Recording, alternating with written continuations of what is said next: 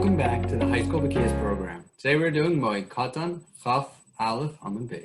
For today's outline, I'm going to present a timeline of when you're allowed to greet a mourner. The first 3 days after the burial are the most intense. There's no greeting them, or even the mourner's not allowed to respond to greetings of him. From 3 days to 7 days, if people don't realize that he's in mourning or they don't know the rule, they greet him, he's allowed to respond to them. He's not allowed to initiate. After the first Shiva, until Shloshim, he could greet other people because they're at peace. He's not allowed to greet. He's not allowed to be greeted by other people. He can greet them. They can't greet him because he is not at peace. They're at peace. And the word that we use to greet people is shalom, that connotes peace. And if he's not in a state of peace, we shouldn't be greeting him. From 30 days and on, for all of the relatives besides parent, you can greet him because he's no longer mourning. Now he's at peace. However, you're not supposed to comfort him anymore because that's finished. However, when it comes to parents, the restrictions continue and he can greet them because they're at peace, but you're not allowed to greet him. And after 12 months, the same goes for regular mourners that are after 30 days, but after 12 months, you can greet him, he can greet you, and you're not allowed to comfort him anymore. For the first 3 days of mourning, a mourner is not allowed to engage in any greetings. For 3 days until 7 days, he's allowed to respond to greetings that people greet him, but he's not allowed to initiate. After the 7 days of Shiva, he is allowed to even initiate, and he's allowed to respond. We said for the first 3 days it's forbidden, but Katan, we have a story that seems a contradiction. Bekius' sons died, and everybody came to give eulogies for his sons.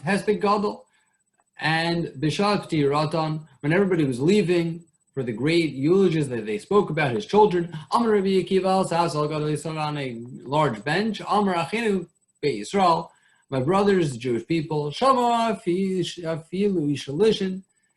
Listen, even though I had 2 sons, Chatanim, that were married, and there's important individuals, Menucham, who I would be comforted. Bishvil Kav Shasnita, because you gave me a great honor. Image of Akiva Batim, if you came for just Akiva, Harikam Akiva Bashuk. There are many Akivas. You didn't come for them for their eulogies. Elokach Amartim, rather you came because of the following Tarat, Elokov, Belibo. You saw that he has Torah in his heart, and therefore you gave me honor, and I appreciate that. Hashem should bless you, and you'll have a double reward, and you should go to your houses in peace. You see, he greeted them with honor. He gave them shalom. He says, L'shalom. How are you allowed to do that in the first 3 days of mourning? Says the Gemara, covered Rabbim Shiny. He did this because there was a lot of people there, and for the honor of the mass, he's allowed to do such a thing. But generally speaking, no greetings are in the first 3 days.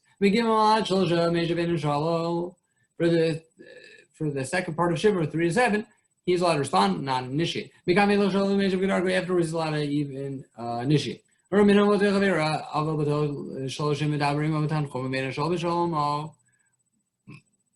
For the first 30 days, you're allowed to comfort, but you're not allowed to greet him.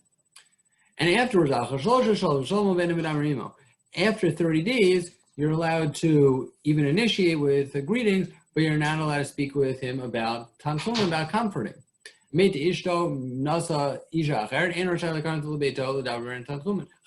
wife passed away, and he married somebody else. Well, then you're not allowed to go into his house and speak about comforting for his wife because it's going to make his new wife feel bad.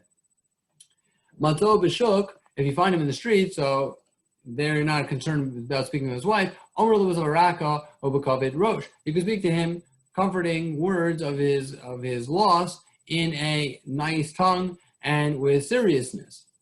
Amar Ravidi Bar Avin. So Ravidi Bar Avin is addressing the question we just presented. We said before in the first brayso that there sounds to be no greetings after Shiva, that there is fine to have all greetings after Shiva, so no problem. And the second one says no greetings after Shiva. So what's the story? So this is the Gemara, it's actually two different things. And the first one we're talking about him doing greetings. He's allowed to greet whoever he wants after Shiva, no problem. Because they are at peace. They're at peace. He's allowed to give them shalom. However, others are not allowed to greet him after 30 days. Because within 30 days, they're not allowed to greet him because he's still not at peace. However, it sounds like the fact that he's responding, it means that really they are greeting him. And they're talking about even from the 3rd to 7th day in the first price that he's responding. So clearly they're initiating. How are they allowed to do that? I thought even the first 30 days they're not allowed to initiate. Says the Gemara, no, they're not aware. Why don't we even allow within the first 3 days he's not allowed to respond? Why don't we allow him to respond if they're not aware of this? So that he's in mourning or that the law is that they're not allowed to initiate greeting. Says the Gemara, in the first 3 days he has to tell them off. He has to say, sorry, the law is I'm not allowed to respond, I'm in mourning. After that, after the first 3 days, he's allowed to respond, not initiate. But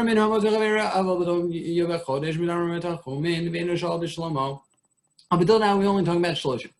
After 30 days, it's only greet. However, in another brisa that says, in the third brisa, that you cannot greet up to 12 months. You can talk about comfort within you could talk about comforting after Shiva, but you're not allowed to deal with greetings. After 12 months, and then you can even greet, and then you're not allowed to do comforting. You're indirectly allowed to comfort after even 12 months. What's it similar to somebody who comforts a mourner after 12 months and they're not supposed to? It's like someone broke their leg and they find them. He finds a doctor and the doctor says, oh, come to me.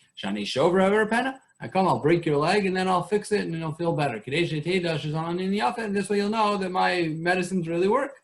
So you're not supposed to bring up the topic of the loss after the person has finished their Shiva because it's going to make them feel sad and then you're comforting them is not appropriate at that time. So for a regular mourning, you could do a mourner, you can comfort them up to 30 days. And for, we're going to describe in the third price, it sounds like you allow them to comfort them up to 12 months, but not afterwards.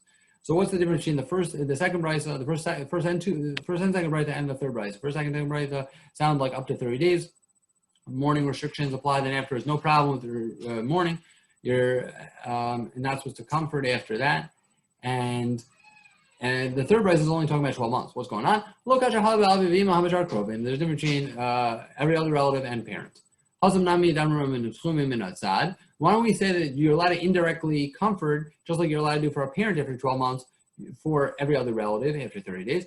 And it says the Gemara, that is in fact the case that he's allowed to do that. What does that mean? He's not allowed to do regular mourning. It means kedarka, normal mourning. He's allowed to do it indirectly, not mentioning the name of the deceased.